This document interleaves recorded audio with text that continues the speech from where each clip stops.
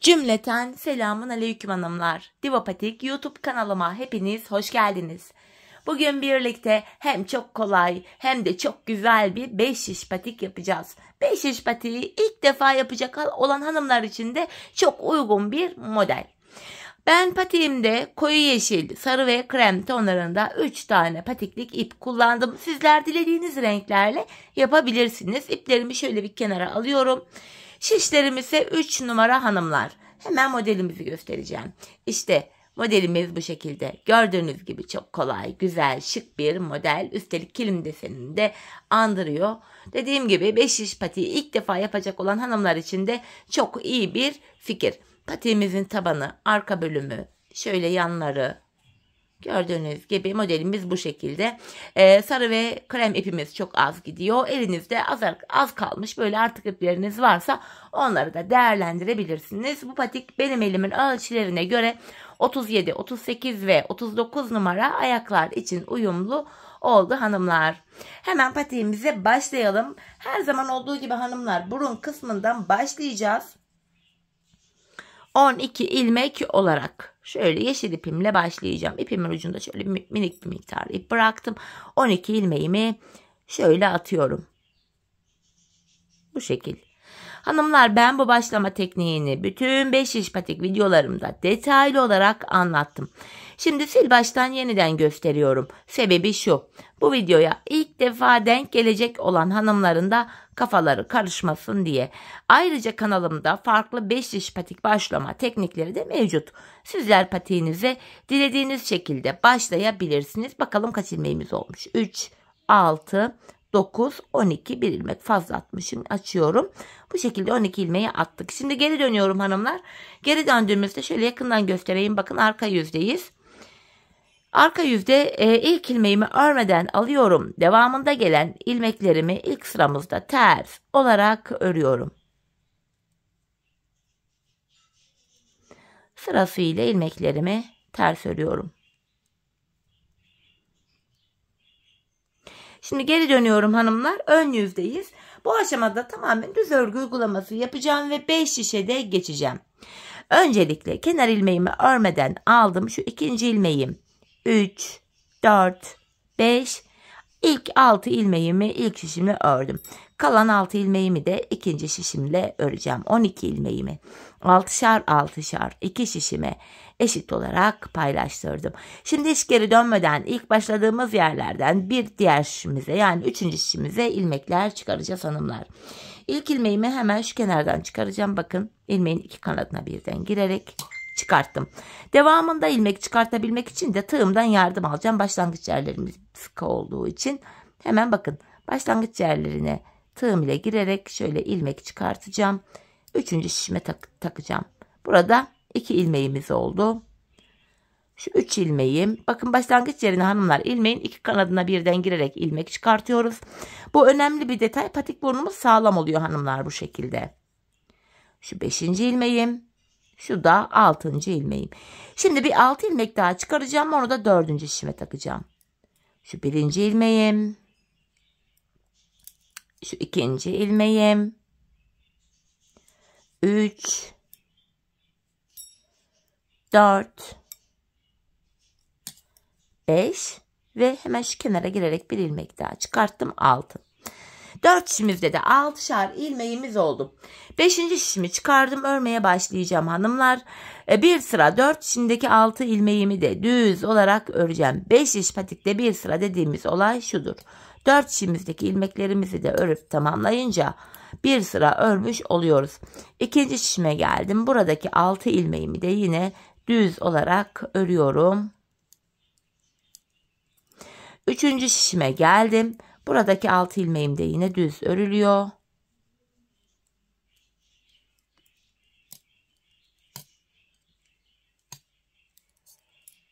Ve 4. şişime geldim. Buradaki 6 ilmeğimi de düz olarak örüyorum. Böylece hanımlar bir sırayı tamamlamış olduk. Şimdi artırma zamanı. Patik burnumuza şöyle baktığımız anda artırma işlemini bu sağ ve sol kenardan yapıyoruz. Orta kısımlardan artırma yapmıyoruz. İlk şişimdeyim. Kenarımız hemen sağ tarafta. İlk 2 ilmeğimi örüyorum. Ardından ikinci ilmeğimin altında hemen şurada ilmeğim var. Bu ilmeğimin kenarına şuraya. Bakın şişimi takıyorum ve buradan aldığım ilmeğimi düz ördüm. Kalan 4 ilmeğim düz örülüyor. Böylece birinci şişimde 7 ilmeğim oldu. İkinci şişime geldim, kenar sol tarafta. Son 2 ilmeğim kalana kadar öreceğim. Kenardan artırmamı yapacağım. Bakın sondan ikinci ilmeğimin altındaki şu ilmeğimin kenarına giriyorum ve buradan aldığım ilmeğimi düz ördüm.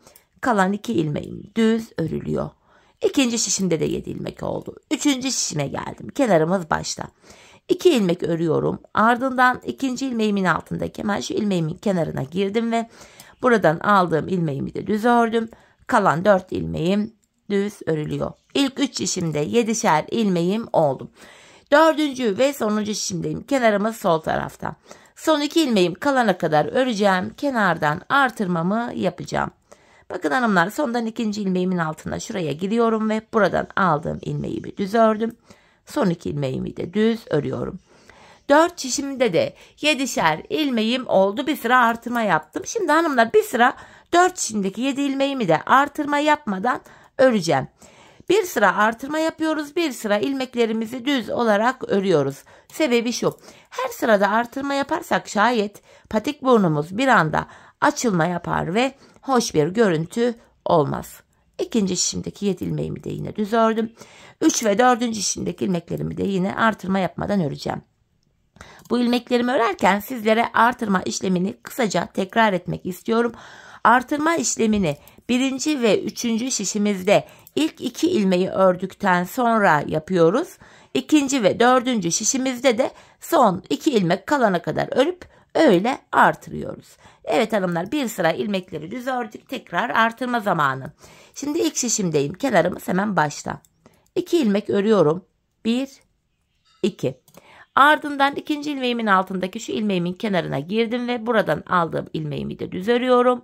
Kalan 5 ilmeğim düz örülüyor. İlk şişimde 8 ilmeğim oldu. Her defasında ilmek sayıları şişlerde birer birer artıyor. İkinci şişimdeyim. Kenarımız solda. Son 2 ilmeğim kalana kadar öreceğim. Kenardan artıracağım. Bakın sondan ikinci ilmeğimin altına şuraya giriyorum ve buradan aldığım ilmeğimi düz ördüm. Son 2 ilmeğim düz örülüyor. Üçüncü şişime geldim. Kenarımız hemen başta. 2 ilmek örüyorum. Ardından ikinci ilmeğimin altındaki şu ilmeğimin kenarına girdim ve buradan aldığım ilmeğimi de düz ördüm. Kalan 5 ilmeğim düz örülüyor. İlk 3 şişimde 8'er ilmeğim oldu. 4 şişteki ilmek sayıları da eşit olacak. Şimdi 4. şişimdeyim. Sonuncu şişimde. Kenar solda. Burada artırmamı yapacağım. Bakın son 2 ilmeğim kalana kadar ördüm. Bu ikinci ilmeğimin altındaki şu ilmeğimin kenarına girip buradan aldığım ilmeğimi de normal düz örüyorum. Kalan 2 ilmeğim düz örülüyor. 4 şişte de 8'er ilmek oldu. Şimdi yapacağımız işlem şu. 4 şişimdeki 8 ilmeğimi de artırma yapmadan öreceğim. Sonra bir diğer sırada artırma yapacağım. Sonra düz öreceğim. Sonra artıracağım. Bu şekilde ilmek sayılarını artırarak patiğimizin burnunu öreceğiz. Hanımlar, ben bu patiğimde her bir şişimde 14'er ilmeğim olana kadar artırdım. Ardından modele başladım.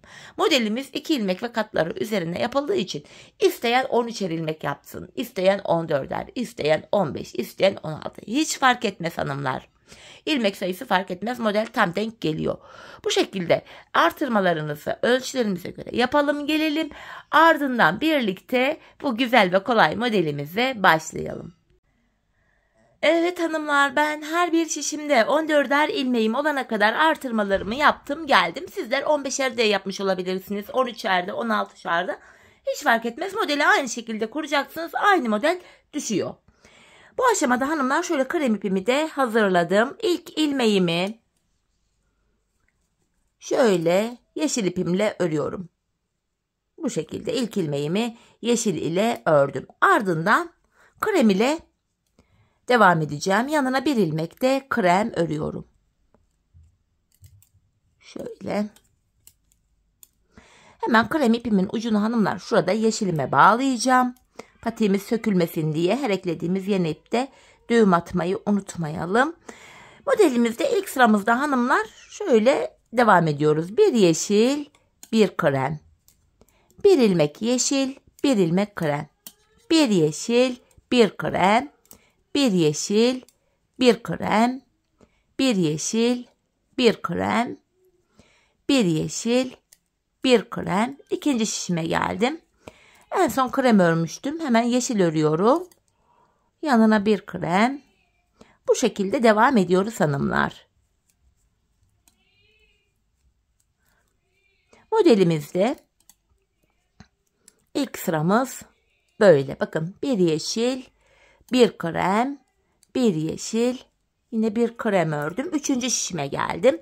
Aynı işleme burada da devam ediyorum. Bakın bir yeşil, bir ilmek krem, bir yeşil, bir krem, bir yeşil, bir krem, bir yeşil, bir krem.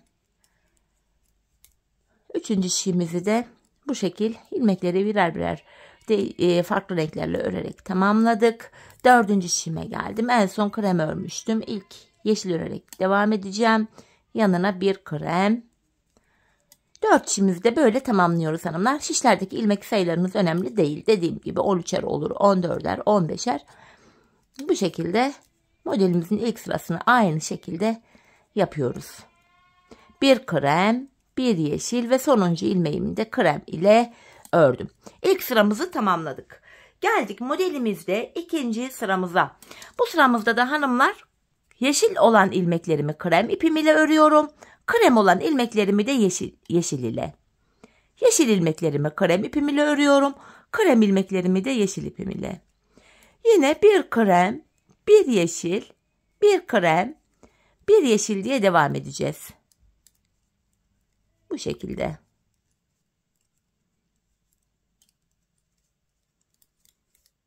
Görüntümüz bu. İkinci şişimden devam ediyorum. Yine yeşil ilmeğim var. Bunu krem ile ördüm. Krem ilmeğimi yeşil ile. Bir ilmek krem. Bir ilmek yeşil. Bir krem. Bir yeşil. Bu şekilde modelde krem ipimizle ikinci sıramızı yapıyoruz. Krem ve yeşil kullanıyoruz. Üçüncü şişime geldim. Burada da yine yeşil ilmeğimi krem ile, krem ilmeklerimi de yeşil ipim ile örüyorum.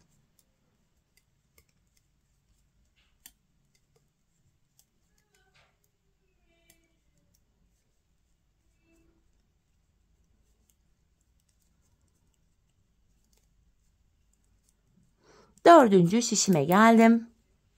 Buradaki ilmeklerimi de yine örüyorum.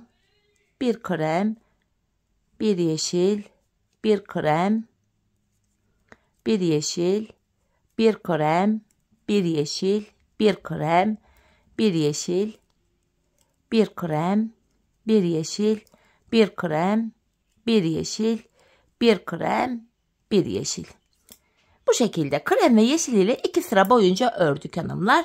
Şimdi ip değişikliği yapacağız. Bu aşamada şöyle ip değişikliği derken krem ipimiz beklesin. Yeşil ipimiz bekleyecek. Krem ve sarı ipimizi kullanacağız hanımlar. Şöyle sarı ipimi de hazırlıyorum hemen. Bu aşamada hanımlar yapacağımız işlem şöyle yeşil ipim bekliyordu. Krem ipimizi kullanacağız. Krem ve sarı ile devam edeceğiz. Hanımlar bu aşamada krem ilmeklerimi sarı ipim ile öreceğim. Bakın kremimi sarı ile örüyorum. Hemen bu sarı ipimin ucunu da yeni eklediğimiz ip olduğu için şöyle yeşilime bağlıyorum. Şöyle. Yeşil ilmeklerimi de krem ile örüyorum. Krem ilmeklerimi sarı ile, yeşil ilmeklerimi de krem ile. Yani bir sarı, bir krem. Bir sarı, bir krem. Bir sarı, bir krem. Bir sarı, bir krem. Bir sarı, bir krem. Bakın şeklimiz bu. Devam ediyorum hanımlar ikinci şişimden. En son krem örmüştüm. Bir ilmek sarı, bir ilmek krem. Bu şekilde bir sarı, bir krem olacak şekilde ilmeklerimizi örüyoruz.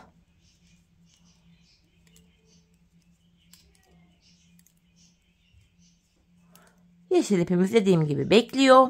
Sarı ve krem ipimizi kullanıyoruz. Evet hanımlar, 3. şişime geldim. Burada da yine bir sarı bir krem olacak şekilde ilmeklerimi sırasıyla örüyorum.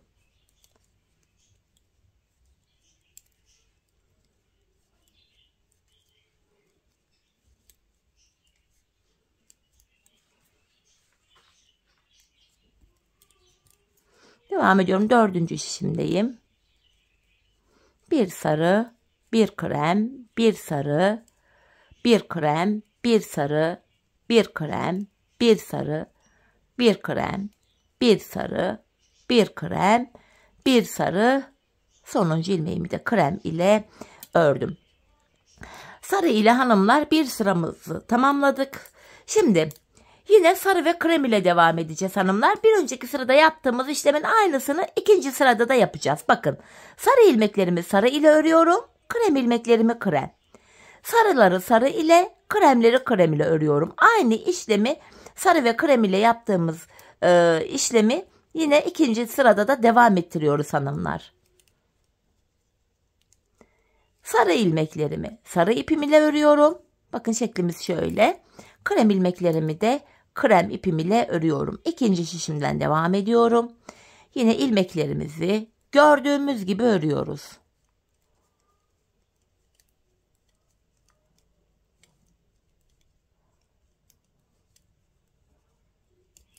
Bu şekilde. 3. şişime geldim. Burada da yine devam edeceğim aynı işleme.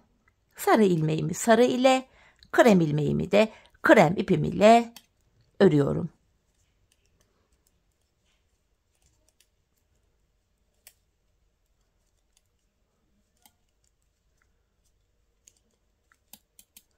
Yine kremimi krem ile ördüm.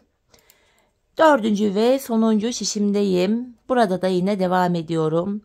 Sarılar sarı ile örülüyor. Kremler krem ile.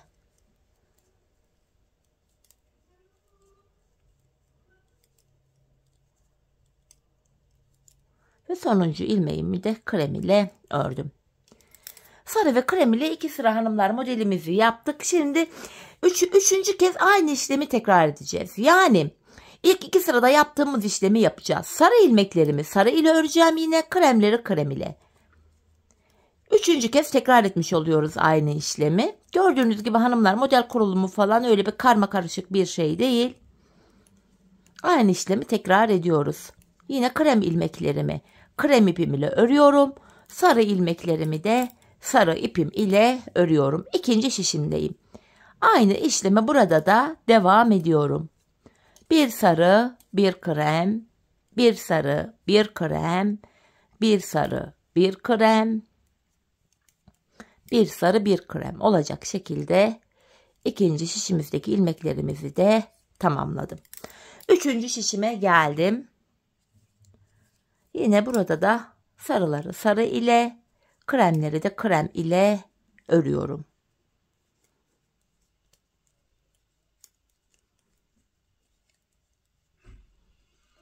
Bu şekilde.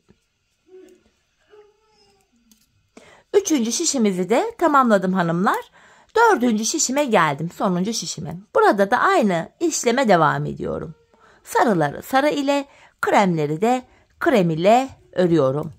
Bir sarı, bir krem, bir sarı, bir krem, bir sarı, bir krem, bir sarı, bir krem, bir sarı. En son kremimizi ördük. Bu şekilde aynı işlemi 3 kez tekrar ettik. Şimdi 4. kez de yine aynı işlemi tekrar edeceğiz. 4 sıra boyunca sarı ve krem ipimiz ile yapacağımız işlem aynı. Bakın yine sarılarımı sarı ile öreceğim. Kremlerimi krem ile. 4 sıra aynı işlemi tekrar ediyoruz hanımlar. Sarı ve krem ile. Yine krem ilmeklerimi krem ipim ile örüyorum. Sarı ilmeklerimi de sarı ipim ile. İlk şişimizi tamamladım. 2. şişime geldim hanımlar. Burada da aynı işleme devam ediyorum. Bir krem, bir sarı olacak şekilde ilmeklerimi sırası ile örüyorum. Dediğim gibi hanımlar, bu 4. sıra. 4 sırada aynı işlemi tekrar ettik. Model kurulumu falan yoktu. Bu şekilde görüntümüz, şeklimiz böyle. Şimdi devam ediyorum. 3. şişimdeyim. Burada da aynı modeli yapacağım. İlmeklerimi gördüğüm gibi örüyorum.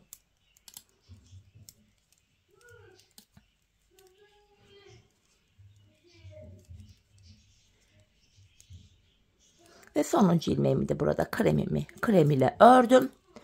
4. ve sonuncu şişime geldim hanımlar. Devam ediyorum yine ilmeklerimi gördüğüm gibi örmeye. Bu şekilde. Gayet kolay, zevkli bir model. Kafa karıştırmıyor. Karma karışık desen falan yok. Yeni başlayacak olan hanımlar böyle bir modeli tercih edebilirler. Bu şekilde. 4 sıra boyunca hanımlar sarı ve krem ipimiz ile aynı işlemi tekrar ettik. Bu şekilde hanımlar böylece ilk modelimizi de tamamlamış olduk.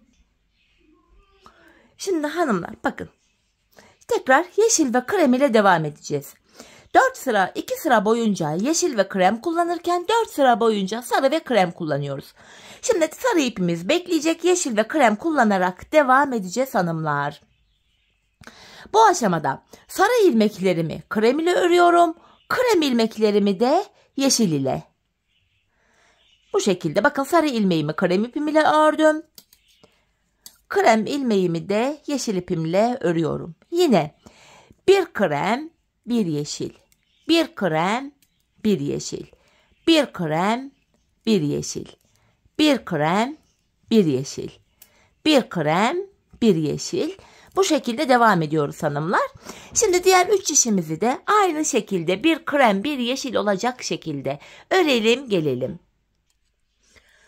Evet hanımlar, diğer 3 şişimdeki ilmeklerimi de yine bir krem, bir yeşil olacak şekilde ördüm, geldim. Şimdi yeşil ve krem ile 2. sıramızdayız. Bu sıramızda da krem olan ilmeklerimi yeşil ipim ile örüyorum. Yeşil olan ilmeklerimi de krem ile. Modelimizin devamı böyle devam edecek. Bakın. Bir yeşil, bir krem. Bir yeşil, bir krem. Bakın şeklimiz böyle devam edip gidecek hanımlar. Bir yeşil, bir krem. Bir yeşil, bir krem. Bir yeşil, bir krem. Bir yeşil, bir krem. Bu şekilde hanımlar. Şimdi diğer 3 şişimizi de aynı şekilde, yani bir yeşil, bir krem olacak şekilde örelim ve gelelim. Evet hanımlar, diğer 3 şişimi de yine bir yeşil, bir krem olacak şekilde ördüm, geldim. Desenimiz bu şekilde. Şimdi tekrardan hanımlar ilmeklerimizi örmeye devam edeceğiz. Fakat krem ve sarıyı kullanacağız yine. 2 sıra krem ve yeşili kullandık. Şimdi 4 sıra krem ve sarı ipimizi kullanarak modelimize devam edeceğiz. Ve bu aşamada hanımlar şöyle yeşil ipim bekleyecek. Yeşil olan ilmeklerimi krem ile öreceğim. Krem olanları da sarı ile. Bu şekilde.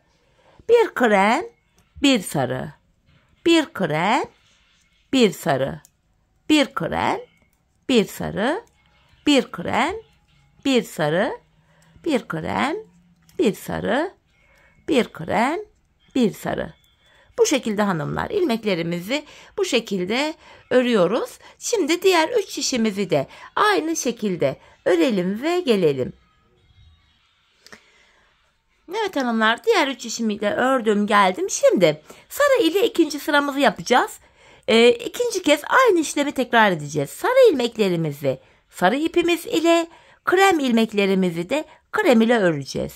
Sarı ile 2. sıramızda yapacağımız işlem aynı. Bakın sarı ilmeğimi sarı ipim ile örüyorum. Krem ilmeğimi de krem ipim ile örüyorum. Bu şekilde. Gördüğümüz gibi örüyoruz ilmekleri. Diğer 3 şişimizi de aynı şekilde örelim, gelelim. Evet hanımlar, diğer 3 şişimi de aynı şekilde ördüm, geldim. Sıra modelimizde bu sarı ile 3. sıramızda 3. kez yine aynı işlemi tekrar ediyorum. Krem ilmeklerimiz krem ile örülüyor. Sarı ilmeklerimiz sarı ile. Yine 3. kez aynı işlemi sarı ve krem ipimiz ile devam ettiriyoruz.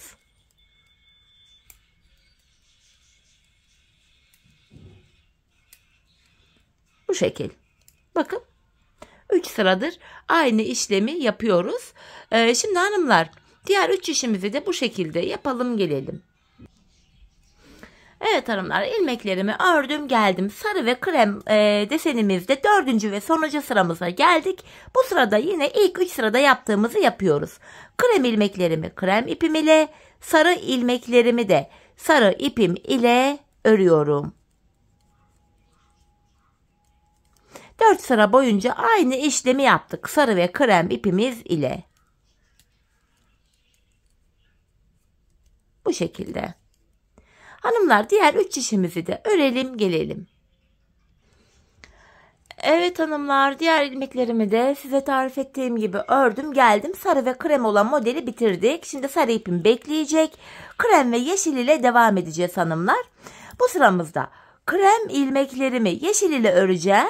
Sarı ilmeklerimi de krem ile. Bakın bu 2 sıradan oluşan yeşilli kremli modelimize başlıyoruz. Bu şekilde bakın. Bir yeşil, bir krem. Bir yeşil, bir krem. Bir yeşil, bir krem. 2 sıra yeşil ve krem ipimizi kullanırken 4 sıra sarı ve krem ipimizi kullanıyoruz.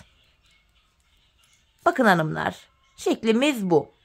Şimdi hanımlar diğer 3 işimizi de aynı şekilde öreceğiz. Ardından bir diğer sırada yeşille yaptığımız modele baktığımız anda bir diğer sırada yeşil olanları krem, krem olanları da yeşil ile öreceğiz. 2 sıradan oluşan yeşil kremle desenimizi tamamlayacağız.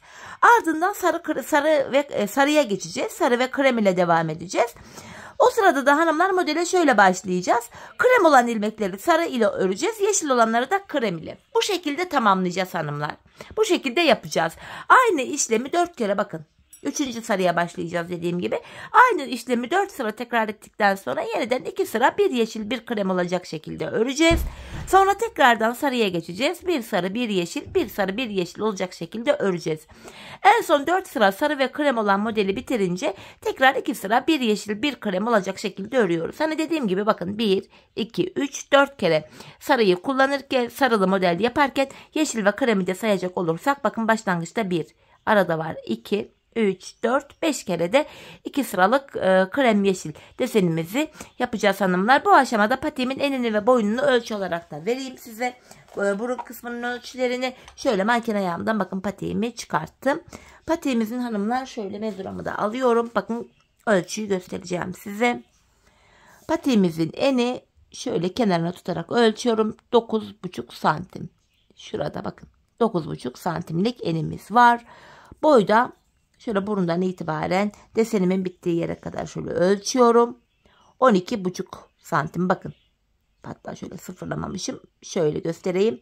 12,5 santimden birkaç milim daha fazla ortalama 13 santime yakında patiğimin bu boy kısmını yapmışım. Modeli tarafını gösterdim sadece. Şimdi hanımlar hep birlikte kendi ölçülerimize göre modelimizi hani ben bu kadar yapmayı uygun gördüm. Belki siz bilek ön bölümüne daha kısa yapmak isteyeceksiniz ya da daha uzun yapmak isteyeceksiniz. Bu tamamen sizin ölçülerinize göre, isteğinize göre farklılık gösterebilir. Bu şekilde hanımlar. Ben dediğim gibi 4 tane model yaptım. Sarıları saydığımızda 4 tane model yaptım. 4. modelin sonunda bir yeşil bir krem olacak şekilde yine 2 sıra ilmekleri ördüm. Sonra bilek ayrımına geçtim. Bu şekilde patiğimizin ön bölümünü tamamlayalım gelelim hanımlar. Ardından birlikte bilek ayrımını yapacağız. Evet hanımlar, patiğimin ön bölümünü tamamladım ve geldim. Toplamda 4 tane sarı modelimi yaptım. En son 2 sıra yeşilli kremli olan modelimi de kurdum. Bu aşamada artık sarı ipimi kestim. Arkaya düğümledim. Şimdi hanımlar bilek ayrımı yapacağız. Fakat öncesinde zemin hazırlığı için ilmeklerimizin tamamını yeşil ipimiz ile öreceğiz. Hepsini yeşil ile öreceğiz. Bu aşamada artık bu krem ipimizi de hanımlar kesip arkaya düğümleyebiliriz. Çünkü kremle de işimiz kalmıyor. Patiğimizin devamında artık sadece yeşil ipimizi kullanacağız. Bu şekilde ilk işimdeki ilmeklerimi ördüm. Şimdi hanımlar 4 işimizdeki ilmeklerimizi de 2 sıra boyunca, 2 sıra derken 4 işimizi böyle bir kere dolanacağız. Ardından bir sıra daha öreceğiz. Bu şekilde 2 sıra örelim gelelim.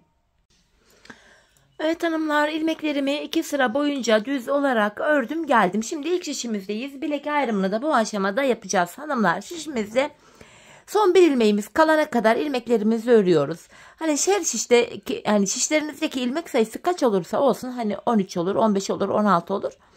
Yine son bir ilmek kalana kadar öreceksiniz. Bakın burada son bir ilmeğim kaldı. İlk şişimdeki birinci ilmeğim ile ikinci şişimdeki ilk ilmeğimi alıyorum. Bu ilk ilmeği bakın şöyle birbiriyle yer değiştiriyorum. Yer değiştirdiğim ilk ilmeğimi ilk şişimle ördüm. Bilek ayrımında, yani burada ilmekleri yer değiştirerek örmemizin sebebi şu: bu bilek bölümü daha sıkı ve sağlam oluyor. Ayrıca bu örgü model arasında bu kısımda orta yerde ayrık bir görüntü oluşmuyor hanımlar. Şimdi patiğimizin arka bölümlerine geçmiş bulunmaktayız. Şu anda ikinci şişimdeyim. Hanımlar, patiğimizin şu kenarlarına, buralara ben 7'şer ilmek haroşa ördüm. Örgümüzün hem ön hem arka yüzünde düz örgü örünce haroşa oluyor. Hem ön hem arka yüzde ters örgü örünce yine haroşa oluyor. Ben örgümüzün her iki tarafında da düz örgü örerek haroşalarımı elde ediyorum. Şimdi hanımlar, ilk 7 ilmeğim bilek bölümünde haroşamı düz örüyorum. Şu 5, 6, 7. 7 haroşamı düz ördüm. Şimdi ön yüzdeyiz. Devamında gelen diğer ilmeklerimi de düz olarak öreceğim. Patiğimizin ön bölümünde hanımlar, arka bölümünü yaparken ön yüzde düz örgü, arka yüzde de ters örgü uygulaması yapacağız. Bilek ayrımına kadar öreceğiz. Ardından geri döneceğiz. Geri döndüğümüzde arka yüzde olacağımız için ilmeklerimizi ters öreceğiz. Sadece kenarlarda 7'şer ilmek haroşamız var. Haroşalarımızı haroşa olarak örmemiz gerekiyor. Yine ilmeklerimi örmeye devam ediyorum. Hanımlar, ben patiğimin arka bölümünü örerken bakın şöyle örüyorum. Bu bazı hanımların dikkatini çekmiş. Şişim üstte, ipim altta. Bu şekilde örüyorum. Oysa ön bölümleri örerken şöyle yapıyordum. Şişim altta, ipim üstten gelecek şekilde böyle yapıyordum. Arka bölümleri böyle farklı örmemin sebebi şu: ilmekleri bu şekilde alınca arka yüzde ilmek yönü daha düzgün düşüyor hanımlar. Öyle daha rahat örebiliyorum tersi örgü. Arka bölümde ilmekleri farklı almamın sebebi bu. Sizler nasıl rahat örebiliyorsanız, nasıl düzgün örebiliyorsanız o şekilde yaparsınız. Bakın yine bilek ayrımı yaptığım şişime geldim. Bakın son 7 ilmeğimdeyim. Bunlar haroşa olduğu için bunları normal düz olarak öreceğim. Bu kenarlardaki haroşalarımızı haroşa olarak yapacağız dediğim gibi. Bilek ayrımına geldik. Yapacağımız işlem bu kadar. Bilek ayrımına kadar öreceğiz, geri döneceğiz. Öreceğiz, geri döneceğiz. Bakın şu şekilde geri döndüm. Ben sonuncu ilmeklerimi ördüğüm için ilk ilmeğimi şöyle örmeden alıyorum. Bu kenar ilmeğimle birlikte toplam 7 ilmeğim haroşa, bunları düz örüyorum. Bakın 5 ilmeğim oldu. 6, 7 ilmeğimi düz ördüm. Bakın ön yüze buraya bir diş haroşamız düştü. Diğer ilmeklerimi de şu anda gördüğünüz gibi arka yüzdeyim. Ters olarak örüyorum. Hanımlar, patiğimizin arka bölümünde yapacağımız işlem sadece bundan ibaret. Bilek ayrımına kadar öreceğiz, geri döneceğiz. Öreceğiz, geri döneceğiz. Ön yüzdeysek eğer düz örgü, arka yüzdeysek de şu anda yaptığım gibi ters örgü uygulaması yapacağız. Sadece bilek bölümünde kenarlardaki 7'şer ilmek haroşamızı haroşa olarak öreceğiz. Bir diğer şişime geçtim. Yine tabana denk gelen yerimiz bu bölüm. Buradaki ilmeklerimi de ters olarak örüyorum.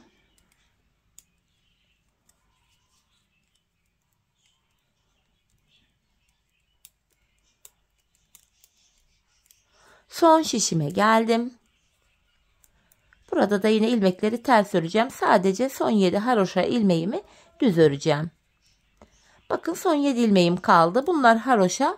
Haroşalarımı düz olarak örüyorum. Yine sonuncu ilmeğimi de ördüm. Bilek ayrımına kadar geldik. Bakın geri dönüyorum yeniden. Bilek ayrımına kadar örüyoruz. Geri dönüyoruz hanımlar. Şimdi yine ilk ilmeğimi örmeden aldım. Kenardaki 7 ilmeğim haroşa. Düz örüyorum. Yine ön yüzde olduğum için diğer ilmeklerimi de düz olarak öreceğim. Patiğimizin arka bölümünde yapacağımız işlem bundan ibaret. Diğer bilek ayrımına kadar öreceğiz, geri döneceğiz. Bu şekilde devam ettireceğiz. Hanımlar, şöyle baktığımız anda patiğimizin şu kenarlarında birer diş haroşamız oluştu. Ben bu patiğimin şu kenarına, şuraya hanımlar toplamda 15 sıra haroşa ördüm. Benim elimin ölçülerine göre tam denk geldi. Sizler bu aşamada hanımlar ölçüyü tam tutturabilmek için ayağınıza ölçebilirsiniz. Böyle 10-12 sıra haroşa ördükten sonra bir ayağınıza giyin patiğinizi, deneyin. Bu arka bölümünü şu topuğunuzun kenarına gelene kadar örmeniz gerekiyor. Bu şekilde ölçü alarak yaparsanız patiğiniz ayağınıza tam olur. Şimdi hep birlikte patiğimizin arka bölümünü kendi ölçülerimize göre örelim gelelim. Ardından birlikte topuğumuzu keseceğiz. Evet hanımlar, patiğimin arka bölümünü ördüm geldim. Toplamda 15 sıra haroşam var burada. Bir de mezure ile boy ölçüsünü hanımlar bitirdikten sonra şöyle bir göstermek istiyorum. İyice emin olun diye. Hanımlar, burası toplamda şöyle baktığımızda da 22 santim olmuş. Ben boyunu 22 santim yapmışım bu patiğimin.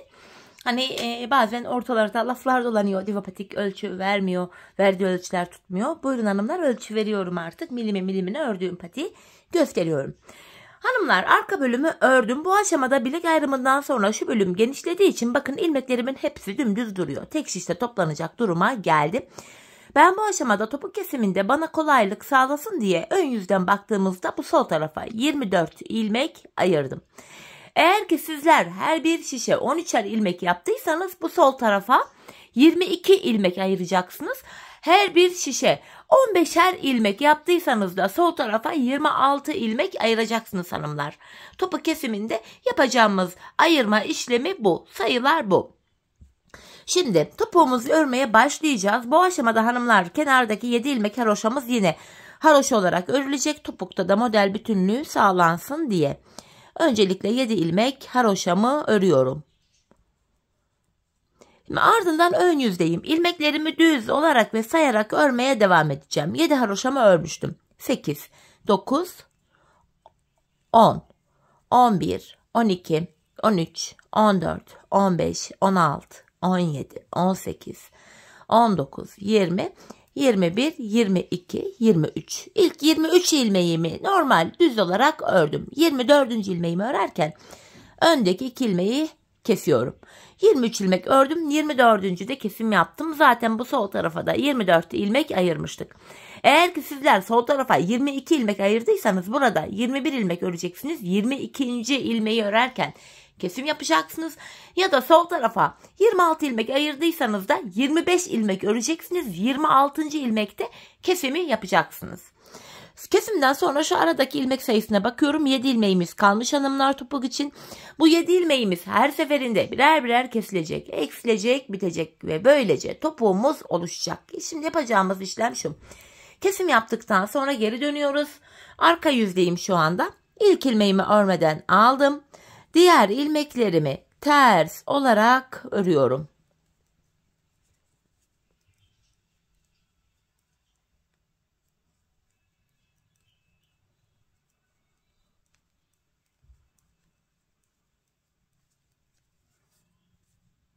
Bakın son 7 ilmeğim kaldı. Son 7 ilmeğim haroşa olduğu için bunları düz örüyorum. Geri döndüm hanımlar. Ön yüzdeyim. Bir önceki sırada yaptığımız işlemin aynısını yapacağım. 23 ilmek öreceğim. 24. de kesim yapacağım. Sol tarafa 22 ilmek ayıranlar 21 ilmek örecekler. 22. de kesim yapacaklar. Sol tarafa 26 ilmek ayıranlar da 25 örecekler. 26. da kesim yapacaklar. Yine öncelikle ilk 7 haroşamı örüyorum. Haroşalarımı ördüm. Tekrardan ilmeklerimi düz olarak ve sayarak örmeye devam edeceğim. 7 haroşamı örmüştüm. 8, 9, 10, 11, 12, 13, 14, 15, 16, 17, 18, 19, 20, 21, 22, 23 ilmeğimi ördüm. 24. ilmekte şu öndeki ikisini alıyorum. Keserek örüyorum. İkinci kesimimizi yaptık. Bir önceki sırada burada 7 ilmeğimiz vardı. Şimdi baktığımız anda bir ilmek eksildi. 6 ilmek kaldı. Yapacağımız işlem şu. Kesim yaptık. Geri döneceğiz. Arka yüzde ilmekleri öreceğiz. Ön yüzde tekrardan 23 öreceğim. 24. de kesimimi yapacağım. Biz bu kesme işlemine şu arada kalan 6 ilmeğimiz bitene kadar devam edeceğiz. Ve böylece topuğumuz oluşmuş olacak. Şimdi hep birlikte bu aradaki 6 ilmek bitene kadar patiğimizin topuğunu sizlere tarif ettiğim gibi örelim gelelim. Evet hanımlar, şu aradaki ilmeklerin bitene kadar patiğimin topuğunu sizlere gösterdiğim gibi ördüm geldim. İlk başta bu sol tarafa 24 ilmek ayırmıştım. Kesimlerden sonra sağ içinde de 24 ilmeğim kaldı. Sol tarafa 22 ilmek ayırdıysanız kesimlerden sonra sağ tarafta da 22 ilmek kalacak. Sol tarafa 26 ilmek ayırdıysanız kesimlerden sonra sağ tarafta da 26 ilmek kalıyor. Yani ilmek sayıları birbirine eşit oluyor iki şişteki. Şimdi yapacağımız işlem şu. Patiğimizin düz tarafı içeride, ters tarafı da dışarıda olacak şekilde şöyle ikiye katlıyorum. Hanımlar, ben tığ ile kolay kesim yapabildiğim için elime tığımı aldım. İlk kesimim şöyle. Benden taraftaki şişten bir ilmek, ikinci şişten de bir ilmek aldım. İkisini birlikte topluyorum. Diğer kesimlerim şöyle. Benden taraftaki şişten bir ilmek, ikinci şişten de bir ilmek alıyorum. İkinci ilmeği ilkinin içinden geçiriyorum ve tığımdaki iki ilmeği topluyorum. Benden taraftaki şişten bir ilmek, ikinciden de bir ilmek alıyorum. İkinci ilmeği ilkinin içinden geçirip tığımdaki ilmekleri topluyorum. Karşılıklı olarak şişlerimizden birer tane ilmek alıyoruz ve ikinci şişten aldığımız ilmeği ilk şişten aldığımız ilmeğin içinden geçiriyoruz. Tığımızdaki ilmeklerimizi topluyoruz. Kesme işlemini hanımlar bu şekilde gerçekleştiriyoruz.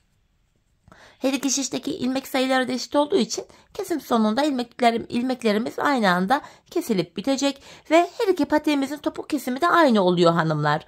Yani aynı tarafa yapılıyor, aynı şekilde yapılıyor. Gizli kesim olduğu için izi bile belli olmuyor. Bazen yorumlarda soruluyor. Sağ patiğinki sağ tarafta, sol patiğinki de sol tarafta mı diye. Ben ikisini de aynı tarafa yapıyorum hanımlar. Zaten dediğim gibi gizli kesim izi bile belli değil.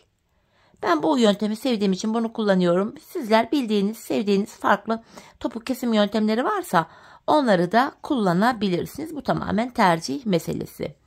Bu şekilde sırasıyla ilmeklerimizi kesiyoruz. Yine benden taraftaki şişten bir ilmek, ikinci şişten de bir ilmek alıyorum. İkinci şişten aldığım ilmeği ilk şişten aldığım ilmeğin içinden geçiriyorum hanımlar ve tığımdaki iki ilmeği topluyorum.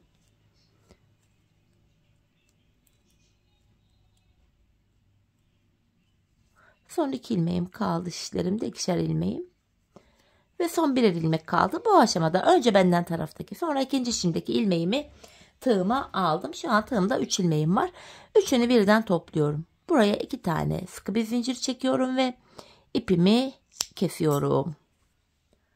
Bu aşamada hanımlar şöyle ipimizin ucunu ilmek aralarından geçirerek gizleyeceğiz.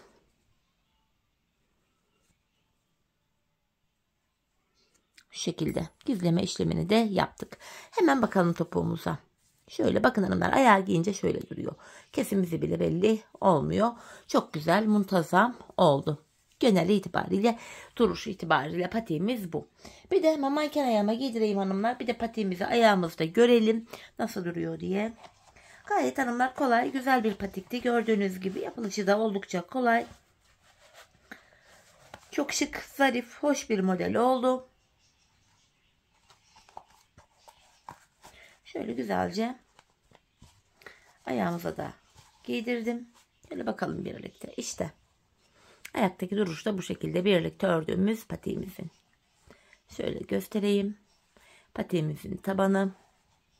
Görüntüsü bu. Evet hanımlar, yine birlikte güzel bir modelin daha sonuna geldik. Umarım sizlere faydalı, hoş bir video olmuştur. Yeni modellerde, yeni videolarda buluşmak dileğiyle. Şimdilik hoşça kalın, sağlıcakla kalın.